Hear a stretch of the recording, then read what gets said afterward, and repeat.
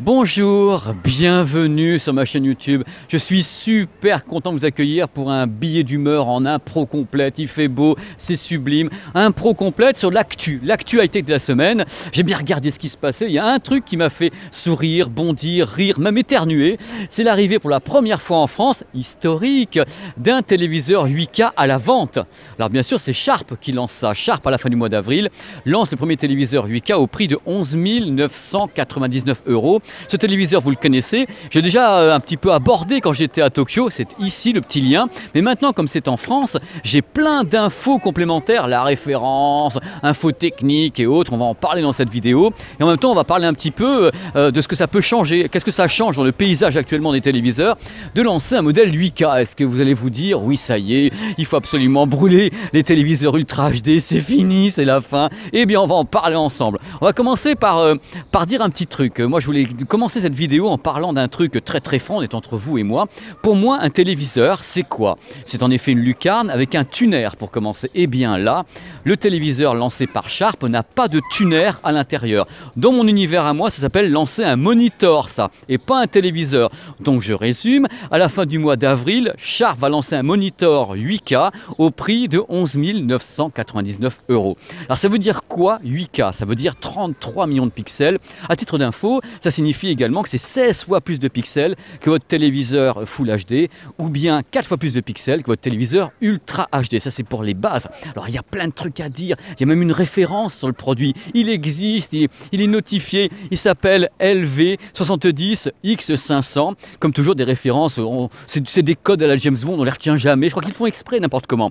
Alors techniquement, qu'est-ce que je peux ajouter? Des trucs extra du genre, la résolution est absolument dingue, 125 pixels par pouce. C'est pour ça quand vous mettez la tête, quand vous mettrez peut-être la tête dans les magasins sur le téléviseur, vous direz mais on ne voit pas les pixels, ils sont super serrés sur une dalle de cette diagonale, c'est sûr, quand on en met 33 millions là-dessus, on ne les voit pas beaucoup les pixels. Il faut savoir que le moniteur est également compatible HDR10 et Hybrid Lock Gamma.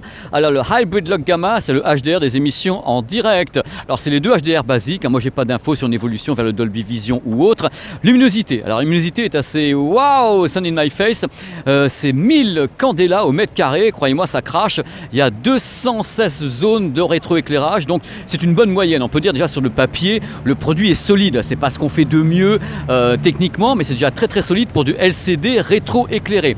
Alors vous allez me dire, mais Pépé, qu'est-ce qu'on peut mettre comme source dessus? Parce que vous voulez déjà, puisqu'à l'intérieur du produit, de ce monitor, il y a un upscale, c'est-à-dire que si vous rentrez dedans avec une source standard, Full HD ou Ultra HD, il y a l'upscale qui va vous amener ça en 8K, c'est tout à fait normal. Alors si vous avez déjà des photos qui sont en 8K, hop, sur une clé USB, bing, ça peut passer en 8K sur le téléviseur. Mais tout ça, ça va évoluer, c'est un lancement, c'est le début, on essuie les plâtres, il ne faut pas tout attendre d'un produit dès le début parce que c'est pas possible encore d'avoir toutes les normes finalisées, mais ça va venir avec la HDMI 2.1 et autres. Bref, moi j'ai beaucoup d'espoir, ne vous inquiétez pas, tout va bien au les cœurs. À mon sens, ce moniteur pourrait bien sûr être utilisé dans les régies télé, c'est-à-dire pour toutes les émissions qui vont être bientôt tournées en 8K avec les manifestations sportives, avec Roland Garros et autres. C'est un outil de travail, tout simplement. C'est comme ça que je le vois, c'est comme un outil de travail. Sharp a mis en vente un outil de travail, ni plus ni moins. Il faut savoir que Sharp est légitime sur ce type de produit car ils viennent de lancer au Japon une caméra 8K, carrément 8K, 60 images par seconde, qui s'appelle la 8C B60A, qui est un modèle qui va être utilisé par tous les professionnels au Japon. Et donc Sharp est dans son trip. Actuellement, ils sont légitimes pour parler de 8K. Ça fait des années qu'ils bossent avec la chaîne télé NHK sur le 8K. Et là, ils balancent en France leur monitor à 12 000 €. Et c'est pour ça qu'il y a cette vidéo. Alors j'ai lu des tas de trucs sur internet depuis 48 heures, des gens qui me disent oui alors Pépé on balance le 8K en France, ça veut dire que le marché de l'Ultra HD, les prix vont baisser et autres. Alors là si vous voulez mon avis, je pense que le lancement de ce produit qui est absolument unique et isolé ne changera absolument rien au marché des téléviseurs actuels, car ce n'est pas pour moi un vrai téléviseur, il n'y a pas de tuner, il n'a pas des fonctions extraordinaires de Smart TV et autres, il n'est pas fait pour ça. C'est une lucarne qui est capable de recevoir des signaux qui vont de standard jusqu'à 8K et de les afficher, de bien les régler et autres. Il a été conçu pour ça. Je ne dis pas que c'est un modèle basique, je dis que c'est un modèle qui pour le moment n'est pas entièrement pensé pour le grand public au sens large du terme. D'ailleurs à 12 000 € le bestiau, vous pensez bien que c'est déjà quelque chose d'exceptionnel pour un produit qui est LCD.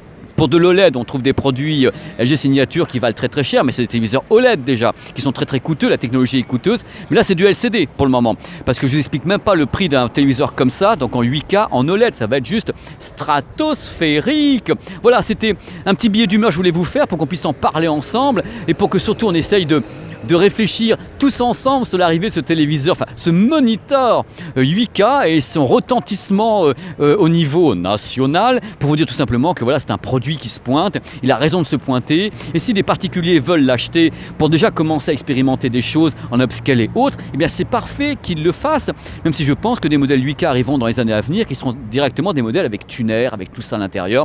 C'est un début, on est en train de marcher dans une version préhistorique de l'évolution de l'Ultra HD. Donc mollo les basses, on y va, je suis là pour vous renseigner avec Popeye, pour être sûr que tout se passe bien, doucement, avec amour et sans aucune précipitation, ni panique à bord. Tout va bien, continuez à profiter de vos téléviseurs Ultra HD, Full HD, soyez heureux, vivez pleinement, et quand le 8K se pointera vraiment, croyez-moi, je vous le dirai. Pour le moment, c'est pas le cas. Mais par contre, il va y avoir des essais qui vont être faits, hein. Roland Garros ou autres, ils vont commencer à essayer de pousser un petit peu sur les quarts régis quand même. On en parlera ensemble sur cette chaîne bientôt. Je vous embrasse très très fort, c'est un petit billet d'humeur improvisé, dont il doit y avoir des conneries à l'intérieur, mais c'est pas grave, j'improvise, on y va au Laker. Bisous, à très très vite, ciao.